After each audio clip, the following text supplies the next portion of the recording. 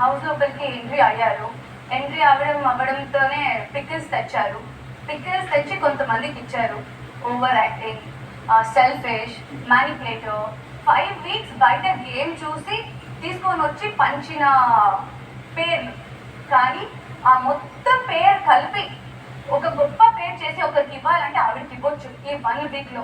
And fake mask అని అంటున్నారు. మా ఇంటికి వచ్చిన మాస్క్ మ్యాన్ కన్నా గొప్ప మాస్క్ ఆవిడలో ఉంది అనేది నా ఒపీనియన్. తర్వాత బ్యాక్ పిచ్చింగ్ అనే వర్డ్ మాట్లాడుతున్నారు. ఒకరి వల్ల ఒకరు హర్ట్ అయినప్పుడు ఆ కాన్వర్సేషన్ ఆయనతో చెప్పుకోలేక బయటకు వచ్చి ఫ్రెండ్స్ తో షేర్ చేసుకోవడం బ్యాక్ పిచ్చింగ్ అన్నారు.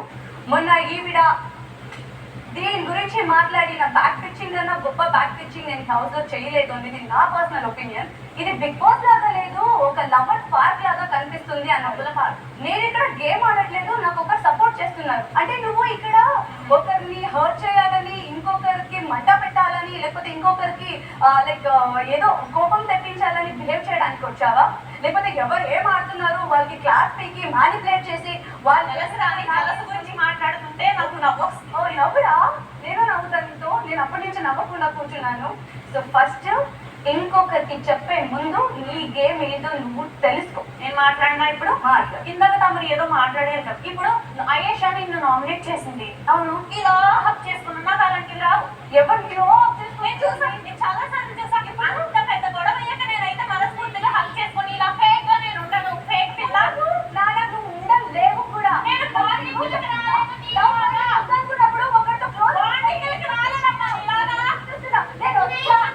నేను మాట్లాడేది ఎక్కువ మీతోనే. అన్నా అన్నానా గారు అన్నానా సుమన్ గారు అనే కదా అంట. బాండింగ్లకు రాలేదు. అవునవును, బాండింగ్లకు రాదు. జలస్ రాని జలస్ గురించి మాట్లాడుతుంది.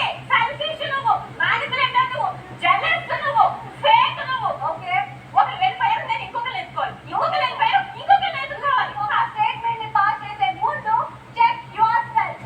గైస్, ఈ హ్యాండ్ కలుపుతేనే క్లాస్ కదా.